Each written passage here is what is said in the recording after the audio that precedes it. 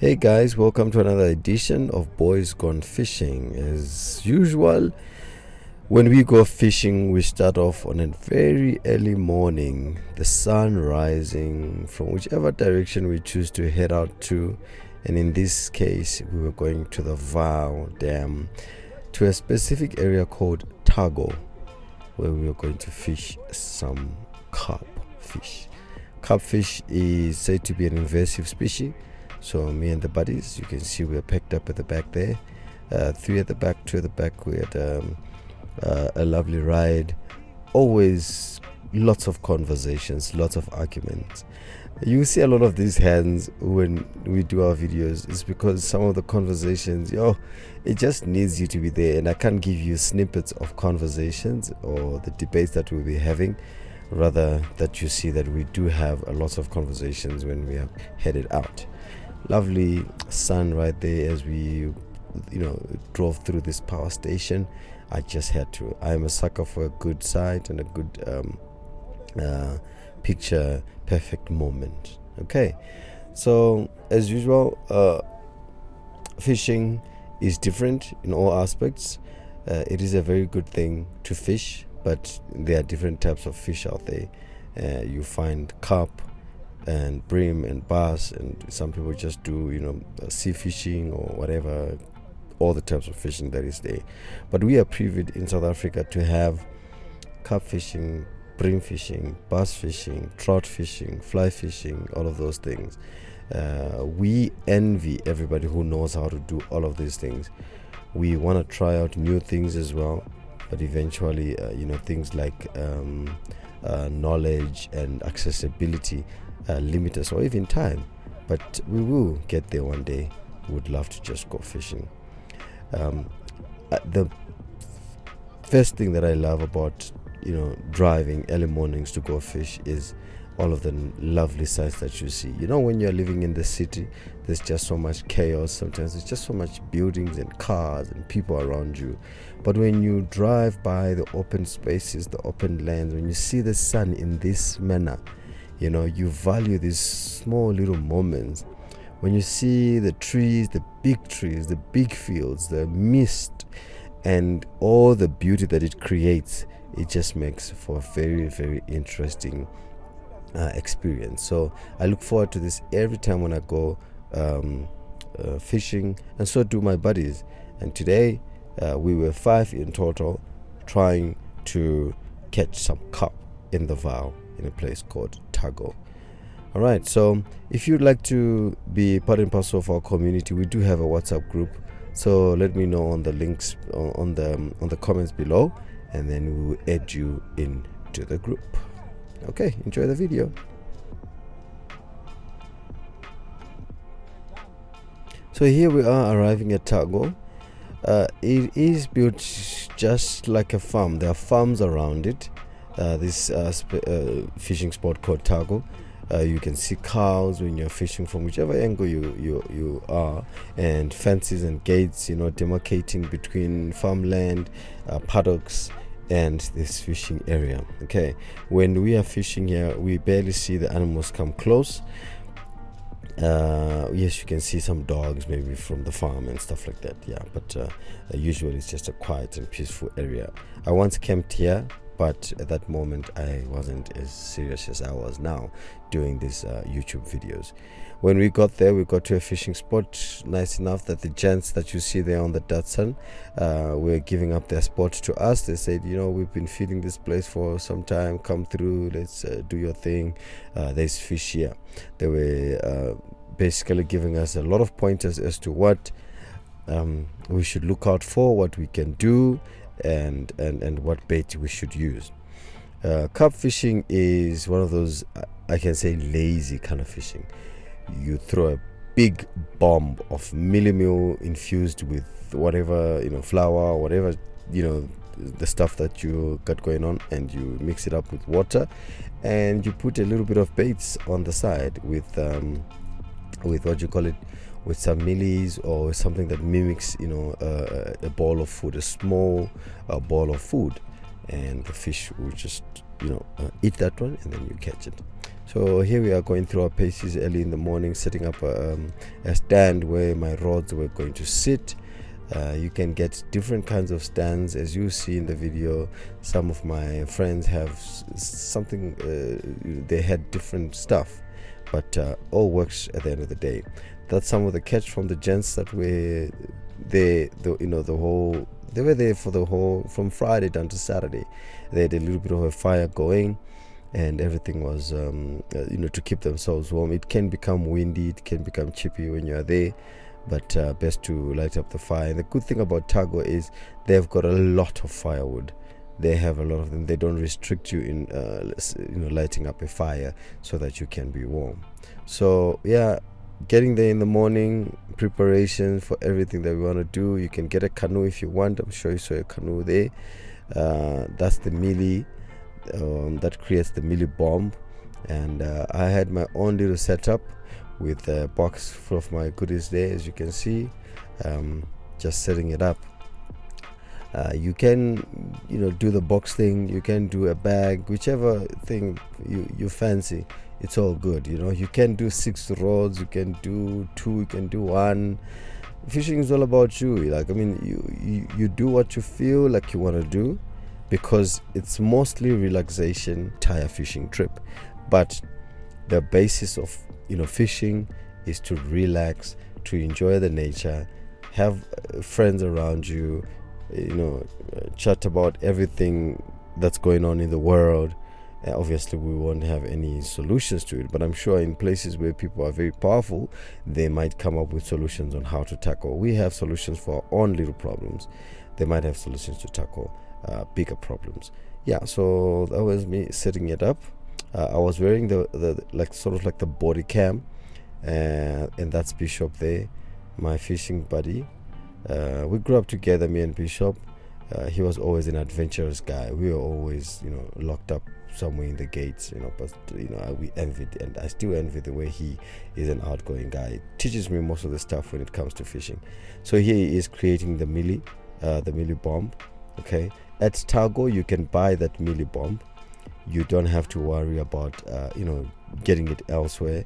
You can go there, just drive to Tago, and you get there and you buy the mealie. You can buy some hooks, you can buy even some drinks, some snacks if you get there and you're not really prepared. Okay, there is a limit, however, of what the things that they have in the store. So get most of your stuff from elsewhere, and then when you get there you can easily buy the mealie and stuff like that. So that was Bishop doing the mealie bomb. Let's head over to some of the guys. That was my setup. A chair and some rods was ready for the mealie bomb that Bishop was busy with. Next is Joe, another Joe. I'm Joe and he's Joe, but he's a big brother of mine, also with 3 rods, Carp rods, and was doing his mealie by this time, and ready to go. Ready to murder, Carp. You're ready to murder. Yeah, a dangerous murder. It's a revenge mission. Revenge mission from Blue Move. Oh, from Blue Move. Yeah. Ne? We need to make it happen. It's gonna be a good day. Let's hope so. It is. Already. Today we came as a team, 5. Yeah. 5 niggas in the bundu. Yeah. All right. Yeah. Tendai. Ready. Also, you're using worm as well. Yeah, I'm also using worm. Yeah, just a worm there and some that one floaty. is a boil. Yeah. Tendai was using a different method than all of us. He was making the mealie bomb as well, as using the floaties, but also putting some worms so that it can catch some bubble. So that was his setup right there. Pretty unique, but he was successful on some bubble, not so much on the Carp, because I think Carp enjoys the small little floaties. And last but not least, bonjour, monsieur Pofa. Comment vas-tu? How are you? Comment ça va? Très bien. That's as far as I can go with my French, bro. That's okay. Yeah. Today's a fishing day, not a French speaking day. It's not a French day. Not a French Nah, no, it's alright. The only language is catfish. So we here. Yeah, then. Making it happen. Yeah, true, That's my it. guy. That's True, all my that guy. matters. All the best, eh? Thank you, good sir. To you too. To get into the shorts now. Yeah. And yeah, be sexy for a second just to go test. That's what matters. Usual as and when we go for carp fishing, there's a lot of chit chatter around whatever it is that you have created for yourself. You can even bring board games, you can even bring your chess, you can even bring your cards, your Monopoly.